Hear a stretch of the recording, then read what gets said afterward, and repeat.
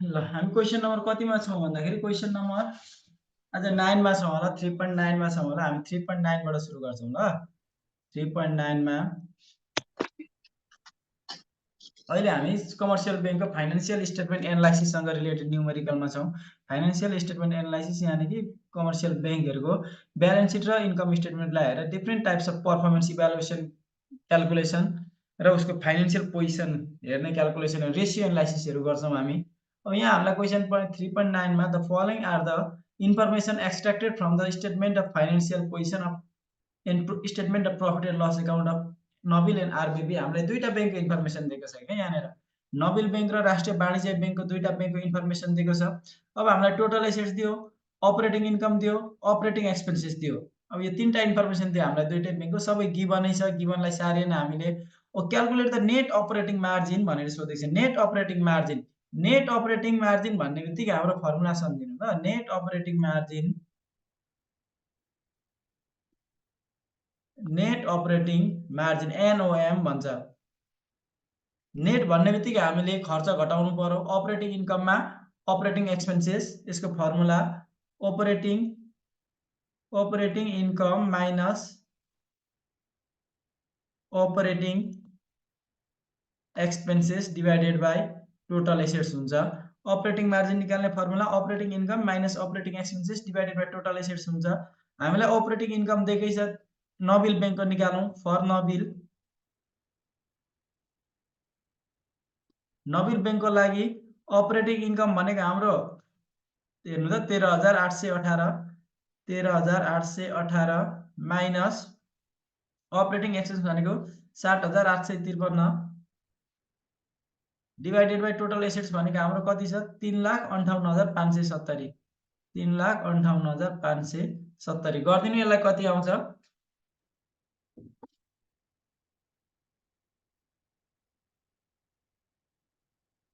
यसलाई क्याल्कुलेसन गर्दिनु त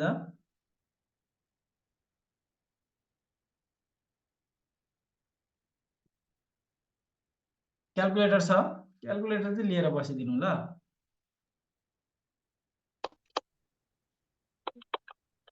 1.66% होला मैले एन्सरलाई हेरे अब यसै गरी फर आरबिबी त्यति नै आउँछ सर फर राष्ट्रिय वाणिज्य बैंकको लागि फर्मुला त्यही हो अपरेटिङ इन्कम भनेको 8,070 minus 4,432 divided by total assets भनेको 2,60,078 गर्दिनु कति पर्सेन्ट आउँछ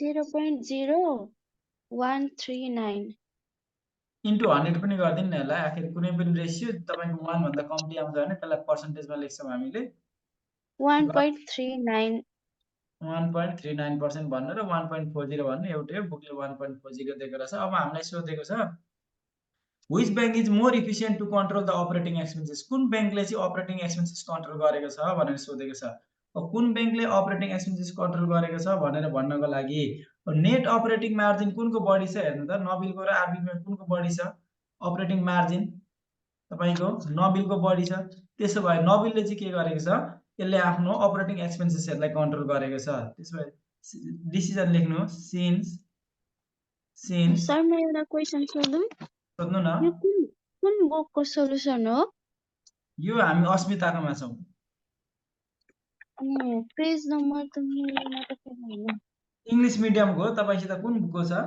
107 छ पेज नम्बर 107 हो since NOM of Nobil is higher so Nobil is more efficient to control the operating expenses so Nobil is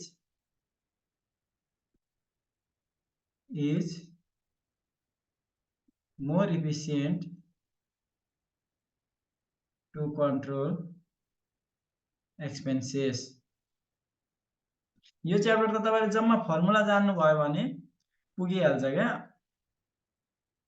अब यो 9 नम्बर मैले नगर्दिदा पनि हुन्छ तपाईहरुलाई हेर्नु यति सजिलो क्वेशन छ 9 नम्बरमा the following are the information extracted from annual reports 2021-22 NIC. अब हामीलाई नेट इन्कम दिएको छ, नम्बर अफ सेयर आउटस्ट्यान्डिङ दिएको छ, क्यालकुलेट द इपिएस सोधेको छ क्या। हेर्नु कस्तो लाजै मर्दो क्वेसन छ। इपिएस सोधेको छ, EPS is equals to net income divided by number of share outstanding हो। सेयर आउटस्ट्यान्डिङ यो निकाल्न सकिन्छ 9 नम्बरको? सकिन्छ। 9 नम्बरको लागि त्यसो भए मैले छोड्दै गर्न सक्नुहुन्छ। And comment on the EPS of their of this bank भनेर इपिएस लाई कमेन्ट गर भनेको छ। इपिएस अब इन्कम धेरै भयो भने इपिएस धेरै हुने, अब इपिएस जुनको बढी भयो त्यही बैंक राम्रो भनेर हामी कमेन्ट गरिदिने हो। त्यति लेख्न सकिहालिन्छ इपिएस निकालेर। अब नेक्स्ट क्वेसन जाउँ। अब इपिएस को कन्सेप्ट हेर्दा चाहिँ इपिएस चाहिँ हामीले सेयर होल्डर भ्यू पोइन्टबाट हेर्ने है। इपिएस चाहिँ सेयर होल्डर भ्यू पोइन्टबाट हेर्ने। सेयर होल्डरले चाहिँ जति इपिएस राम्रो सेयर होल्डरको लागि त्यति, जुनको इपिएस बढी छ त्यही बैंक राम्रो हुन्छ। सेयर होल्डर भ्यू पोइन्टबाट हेर्दाखेरि, लगानीकर्ताको भ्यू पोइन्टबाट हेर्दाखेरि। हल्का माथि देखाइदिनु न। ल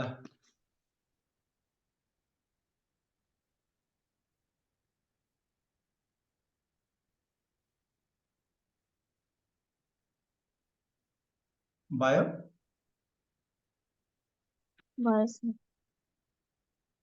अब हेर्नु ल, हामीलाई the following are the information extracted from the statement of profit and loss account of Nabil NIC Asia and NBL Nepal bank limited. हामीलाई एनआइसी एसिया र नेपाल बैंक लिमिटेडको के इन्फर्मेसन दिएको छ? हामीलाई टोटल अपरेटिङ इन्कम दियो, इन्ट्रेस्ट एक्सपेन्सेस दियो, इम्पेरिमेन्ट चार्ज भनेको प्रोभिजन फर लोन लस हो। ल इम्पेरिमेन्ट चार्ज भनेको provision for loan loss. Provision for loan loss भनेको चाहिँ कुनै पनि बैंकले ऋण लगानी गरिसकेपछि भोलिको दिनमा ऋण उठ्छ भन्ने ग्यारेन्टी नै हुँदैन। त्यो ऋणको क्याटेगोरीको आधारमा, ऋणको 5 वटा क्याटेगोरी हुन्छ। तपाईको pass loan, doubtful loan, substandard loan, अनि तपाईको ब्याड डेट, अनि लोन अन वाच लिस्ट, यी 5 क्याटेगोरीको लोन हुन्छ। त्यो आफ्नो क्याटेगोरीको अनुसार चाहिँ तपाईको के गर्छ बैंकले भन्दाखेरि रिजर्भ राख्नुपर्ने हुन्छ। यो लोनमा चाहिँ यति रिजर्भ राख्नुपर्ने हुन्छ भनेर छुट्याइदिएको हुन्छ। भोलिको दिनमा ऋण लगानी गरेको ठाउँबाट ऋण उठेन भने त त्यो ऋण नउठेको पैसा चाहिँ कहाँबाट कभर गर्ने त? त्यो कभर गर्नको लागि चाहिँ रिजर्भ बेग्लै छुट्टै रिजर्भ छुट्याएको हुन्छ, रिजर्भको रूपमा पैसा राखेको हुन्छ, जसलाई चाहिँ तपाईको प्रोभिजन फर लोन लस भनिन्छ अथवा इम्पेरिमेन्ट चार्ज पनि भनिन्छ। हानिबाट बच्नको लागि राखेको पैसा उसले रिजर्भ हो। नन इन्ट्रेस्ट एक्सपेन्सेस र ट्याक्स एक्सपेन्सेस दिएको छ क्या। अब हामीलाई calculate the interest expenses ratio. अब हामीलाई यसरी एक्सपेन्सेस रेसियो भन्नको लागि, फर्मुला याद गर्नको लागि सजिलो तरिका के छ भने नि, एक्सपेन्सेस रेसियो जे को एक्सपेन्सेस रेसियो भनेको छ त्यसलाई माथिबाट लेखिदिनु फर्मुला बनाउँदा। त्यसो भए इन्ट्रेस्ट एक्सपेन्सेस भनेको छ नि, त्यसो भए इन्ट्रेस्ट एक्सपेन्सेस डिभाइडेड बाई केले डिभाइड गर्ने भन्दाखेरि खर्चको रेसियो निकाल्दैछौँ भने, हामी खर्चको रेसियो निकाल्दैछौँ भने जहिले पनि अपरेटिङ इन्कमले डिभाइड गरिदिनुपर्छ। त्यसो भए इन्ट्रेस्ट एक्सपेन्सेस भनेको खर्च हो। अब खर्चको रेसियो निकाल्दैछ भने डिनोमिनेटरमा के हुन्छ? Total operating income. जे को रेसियो निकाल भनेको छ त्यसलाई माथिपट्टिबाट लेखिदिनु। तलपट्टि खर्चसँग रिलेटेड रेसियो क्यालकुलेसन गर्दैछौँ भने तलपट्टि के हुन्छ? टोटल अपरेटिङ इन्कम हुन्छ। त्यसमा हामीलाई इन्ट्रेस्ट एक्सपेन्सेस रेसियोको फर्मुला के हुने रहेछ? Interest expenses divided by total operating income. Interest expenses कति छ हाम्रो हेर्नु त?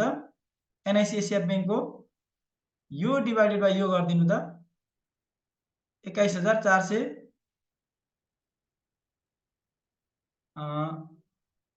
21,482 भागा 13,818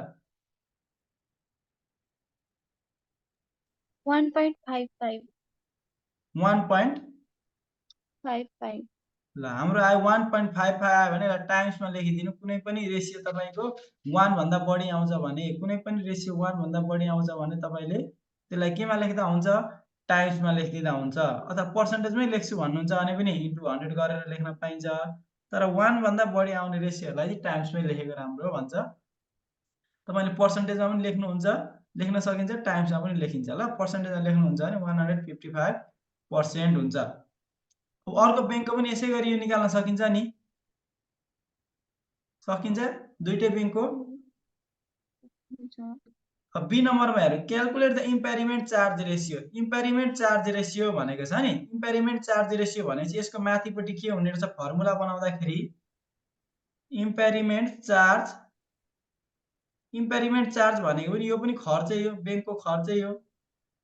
त्यसो भए डिभाइडेड बाइ के हुन्छ तलपट्टि अपरेटिङ इन्कम हुन्छ। अब हामीलाई इम्पेरिमेन्ट चार्ज पनि दिएकै छ इस 865 डिभाइडेड बाइ 13,881। यसलाई पनि गर्नु त कति आउँछ यो भागा यो गर्नु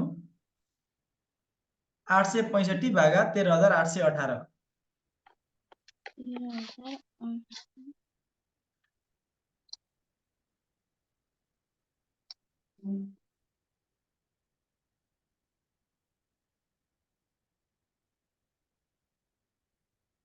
6.26 आयो। 6.26। अब अर्को बैंकको पनि यसै गरी निकाल्न सक्नुहुन्छ नि सकिन्छ। अब सी नम्बरमा हामीलाई calculate non interest expenses ratio भनेको छ। Non interest expenses ratio, non interest expenses ratio भन्ने बित्तिकै यसको जे को रेसियो भनेको छ त्यसलाई माथिबाट लेख्ने non interest expenses divided by यो एक्सपेन्सेस भन्ने बित्तिकै खर्चसँग रिलेटेड रेसियो हो नि, खर्चसँग रिलेटेड रेसियोलाई तलपट्टि केले डिभाइड गरिदिने टोटल अपरेटिङ इन्कम। अब हामीलाई नन इन्ट्रेस्ट एक्सपेन्सेस पनि दिएकै छ 7,366। टोटल अपरेटिङ इन्कम पनि दुईकै बैंकको दिएकै छ।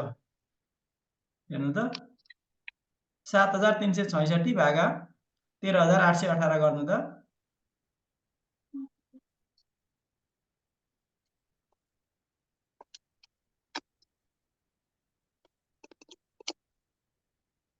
53.31। अर्को बैंकको पनि यसै गरी निकाल्न सकिन्छ। यसलाई निकाल्न सक्नुहुन्छ नि नेपाल बैंकको पनि, दुईटै बैंकको निकाल्नु पर्दैछ। मैले एक एकवटा बैंकको भन्दिदैछु, फर्मुला मात्रै भन्दिदैछु, सायदै बुझ्दै हुनुहुन्छ होला। ठीक छ सी नम्बरसम्म। ल डी नम्बरमा जाऊ। क्याल्कुलेट ट्याक्स एक्सपेन्सेस रेसियो भनेको छ। ट्याक्स एक्सपेन्सेस रेसियो हेर्नु त यसको फर्मुला के हुन्छ tax expenses divided by tax भनेको पनि त खर्च हो, खर्चसँग रिलेटेड रेसियो निकाल्दै छ भने डिनोमिनेटरमा के हुन्छ total operating income. Total operating income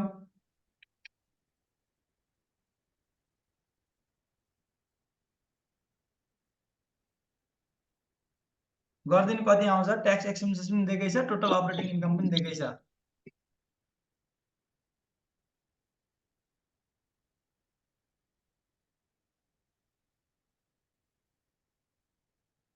$1,781 भागा 13,818 गरिदिनु न।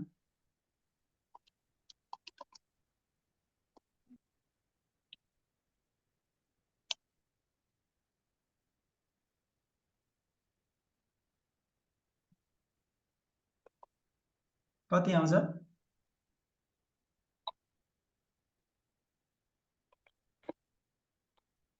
12.88 12.88 अथवा 89। यो एबीसीडी को चारटै रेसियो क्याल्कुलेट गर्न सक्नुहुन्छ। हेर्नु त यो चारटै खर्चसँग रिलेटेड एक्सपेन्सेससँग रिलेटेड रेसियो थियो। अब हामीलाई के पत्ता लाग्यो भन्दा के फर्मुला कसरी बुझ्न सजिलो भयो भन्दाखेरि तपाईको एक्सपेन्सेससँग रिलेटेड रेसियो त नपढ्दा पनि हुने रहेछ नि त।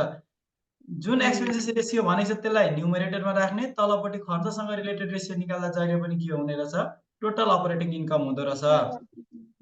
ठीक छ। ई नम्बरमा which bank is efficient in controlling expenses to increase the profit margin।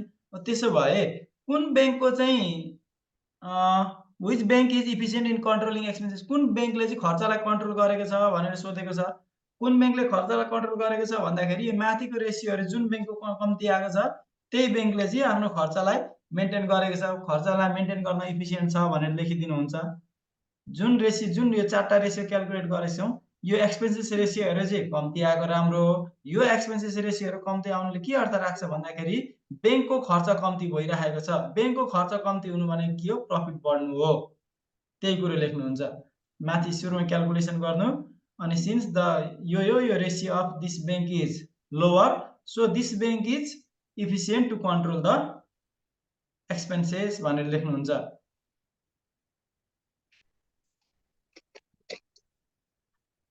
अब नेक्स्टमा लागौं।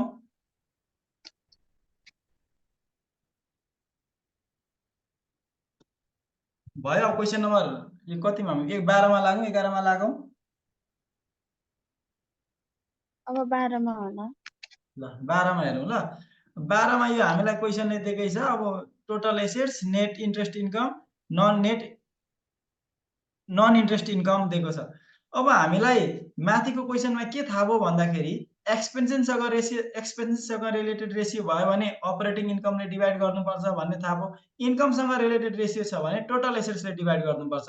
अब ए नम्बरमा हामीलाई सोधेको छ calculate net interest income ratio भनेर सोधेको छ नि। त्यसो भए जे को रेसियो क्याल्कुलेट गर्दैछौँ त्यसलाई माथिपट्टि राख्नु हो।